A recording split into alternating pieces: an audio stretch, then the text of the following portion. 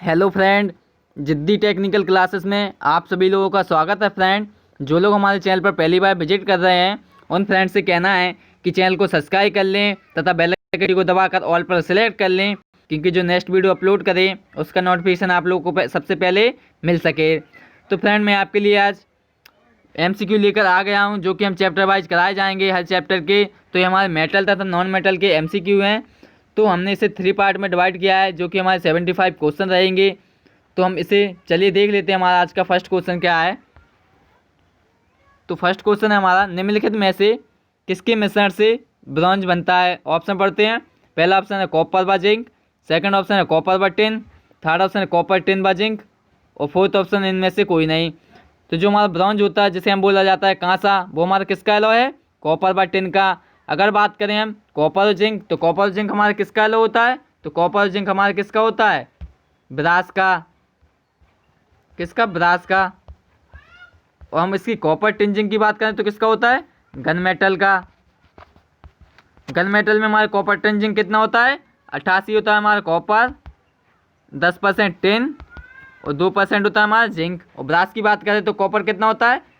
60% होता है हमारा कॉपर और 40% क्या होता है हमारा? जिंक। तो क्लियर होना चाहिए आपको, ठीक है।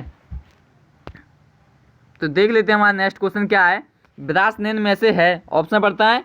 पहला ऑप्शन है फेरस मेटल, सेकंड ऑप्शन है non ferrous metal, third option है फेरस एलॉय और फोर्थ ऑप्शन है नॉन फेरस एलॉय। तो जो हमारा जो ब्रास होता है, ब्रास वो हमारा किसका, कौन से किसके अंतर्गत आता है? वो हमारा किसके अंतर्गत आता है? नॉन फेरस एलॉय, क्योंकि हमारा कॉपर और जिंक का एलॉय होता है। तो यहाँ से राइट आंसर क्या हो जाएगा? डी। चलिए देख लेते हैं थर्ड नंबर का। तो थर्ड नंबर में पूछा है क्रोमियम स्टील है। ऑप्शन पढ़ते हैं। पहला ऑप्शन है फेरस एलॉय, सेकंड ऑप्शन है फेरस मेटल, थर्ड ऑप्शन है नॉन फेरस एलॉय और फोर्थ ऑप्शन है नॉन फेरस मेटल। तो जो क्रोमियम स्टील होता है वो क्या है हमारा? फेरस एलॉय, क्योंकि इसमें हमारा कार्बन पाया जाता है। कितना होता है? 0.5 से लेके 1% इसमें हमारा क्या होता है? कार्बन।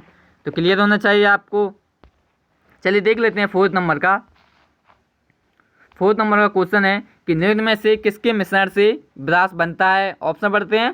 पहला ऑप्शन है कॉपर और टिन, सेकंड ऑप्शन है कॉपर व निकेल, थर्ड ऑप्शन है कॉपर और जिंक और फोर्थ ऑप्शन है कॉपर और एल्यूमिनियम। तो जो हमारा क्या ब्रास बनता है वो किसके एलॉय से बनता है? कॉपर और जिंक के।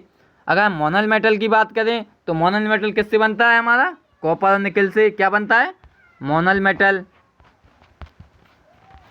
मोनल मेटल, ठीक है। तो हमारा कॉपर कितना परसेंट होता है इसमें? 38% होता है कॉपर और 60% क्या होता है हमारा? निकेल। क्लियर होना चाहिए आपको। और कॉपर और एल्यूमिनियम किसका एलॉय होता है? ड्यूरेलियम का। और ड्यूरेलियम में हमारा कॉपर कितना होता है? तो कॉपर होता है हमारा 5% और एल्यूमिनियम कितना होता है हमारा? 95%। कॉपर हमारा कितना होता है? 5% और ड्यूरेलियम कितना, एल्यूमिनियम कितना होता है? 95%। किसमें? ड्यूरेलियम में। तो क्लियर होना चाहिए आपको। चलिए देख लेते हैं हमारा 5 नंबर का। तो 5 नंबर का क्वेश्चन है, फास्फोरस ब्रॉन्ज मिश्रण होता है। ऑप्शन पढ़ते हैं। पहला ऑप्शन है ब्रास और फास्फोरस, सेकंड ऑप्शन है ब्रॉन्ज और फास्फोरस, थर्ड ऑप्शन है ब्रॉन्ज और सिलिकॉन और फोर्थ ऑप्शन है ब्रॉन्ज, सिलिकॉन और फास्फोरस। तो जो हमारा फास्फोरस ब्रॉन्ज मिश्रण होता है वो हमारा किसका होता है? ब्रॉन्ज और फास्फोरस का। तो यहाँ से राइट आंसर क्या हो जाएगा हमारा? बी वाला। चलिए देख लेते हैं 6 नंबर का। तो 6 नंबर का क्वेश्चन पूछा है कि निम्न में से नॉन फेरस मेटल है। ऑप्शन पढ़ते हैं। पहला ऑप्शन है कॉपर, सेकंड ऑप्शन है एल्यूमिनियम और थर्ड ऑप्शन हमारा टिन और फोर्थ ऑप्शन है हमारा सभी। तो ये सभी हमारे किसके अंतर्गत आते हैं? हमारे नॉन फेरस मेटल के अंतर्गत। तो यहाँ से राइट आंसर क्या हो जाएगा? डी। अगर बात करें कॉपर का गलनांक तो कितना होता है? 1083 और एल्यूमिनियम की तो 648, टिन की बात करें तो 232। ठीक है, क्लियर होना चाहिए आपको। तो मैं आपको डेंसिटी भी बता देता हूँ इनके घनत्व। जो हमारा कॉपर होता है तो टामिक डेंसिटी कितनी होती है हमारी? 9। ठीक है। एल्यूमिनियम की बात करें तो कितनी होती है हमारी? 2.7। अगर टिन की बात करें तो टिन की कितनी होती है? 7.3 ग्राम किलो सेंटीमीटर में होती है फ्रेंड। तो आपको क्लियर होना चाहिए यहाँ से। तो चलिए देख लेते हैं हमारा नेक्स्ट नंबर का क्वेश्चन क्या है, 7 नंबर का, कि निम्न में से धातु का वह कौन सा गुण है जिसको धातु को खींचने पर उसके तार बनाए जा सकते हैं, वह टूटती नहीं। ऑप्शन पढ़ते हैं। पहला ऑप्शन क्या है? इलास्टिसिटी, सेकंड ऑप्शन है टफनेस, थर्ड ऑप्शन है डक्टिलिटी और फोर्थ ऑप्शन हमारा टेनेसिटी। तो बाह्य धातु का गुण जिसके कारण तार खींचे जाते हैं उसे हम क्या बोलते हैं, डक्टिलिटी। तो यहाँ से राइट आंसर क्या हो जाएगा हमारा, सी। चलिए देख लेते हैं 8 नंबर का, कि धातु का बाह्य गुण जिसके धातु को यदि बार बार मोड़ा जाए, ट्विस्ट किया जाए तो वह सहन कर लेती है और नहीं टूटती, उसे कहते हैं। ऑप्शन पढ़ते हैं। पहला ऑप्शन है टफनेस, सेकंड ऑप्शन है ब्रिटलनेस, थर्ड ऑप्शन है डक्टिलिटी, फोर्थ ऑप्शन है हार्डनेस। तो जब हम बार बार तोड़ेंगे और मरोड़ेंगे तो उसे हम क्या बोलेंगे, टफनेस। क्या बोलते हैं, टफनेस, जो कि हमारे शॉक लोड को प्रभाव करती है। चलिए देख लेते हैं 9 नंबर का, कि निम्न में से किस धातु में सबसे अधिक मेलेबिलिटी पाई जाती है। ऑप्शन पढ़ते हैं। पहला ऑप्शन है चांदी, सेकंड ऑप्शन है हमारा सोना, थर्ड ऑप्शन है कॉपर और फोर्थ ऑप्शन हमारा लोहा। तो मेलेबिलिटी हमारी सबसे ज़्यादा किस में पाई जाती है, सोने में, जिसे हम क्या बोलते हैं, गोल्ड। और गोल्ड का हमारा घनत्व कितना होता है, 19.26, और इसका जो गलनांक होता है वो कितना होता है, 1060। तांबे का कितना होता है, 1083। चांदी का कितना होता है, 960। और लोहे की बात करें तो कितना होता है हमारा, 1539। क्लियर होना चाहिए आपको। चलिए देख लेते हैं हमारा 10 नंबर का, कि धातु निम्न में से बाह्य कौन सा गुण है जिसमें धातु का खिंचाव शक्ति लगाई जाती है बट टूटती नहीं। ऑप्शन पढ़ते हैं। पहला ऑप्शन है ब्रिटलनेस, सेकंड ऑप्शन है टफनेस, थर्ड ऑप्शन है टेनेसिटी और फोर्थ ऑप्शन हमारा हार्डनेस। तो हम उसे धातु का खिंचाव शक्ति लगा पाए टूटे ना, उसे हम क्या बोलते हैं, टेनेसिटी। जैसे हमारे हाईवे वगैरह पे रोड बनते हैं, उसे खींचते जाते हो, टूटते नहीं, तो वो कौन सा वर्ड हो जाता है हमारा, टेनेसिटी का। चलिए देख लेते हैं 11 नंबर का, कि निम्न में से किसके उत्पादन के लिए ब्लास्ट फर्नेस उपयोग की जाती है। ऑप्शन पढ़ते हैं। पहला ऑप्शन है पिग आयरन, सेकंड ऑप्शन है कास्ट आयरन, थर्ड ऑप्शन है रॉट आयरन और फोर्थ ऑप्शन है किसी के लिए नहीं। तो जो हमारी ब्लास्ट फर्नेस यूज की जाती है वो किसके लिए की जाती है, पिग आयरन के लिए। तो यहाँ से राइट आंसर क्या हो जाएगा, पिग आयरन। और रॉट आयरन किससे बनता है हमारा, पुडलिंग फर्नेस से, पुडलिंग फर्नेस से।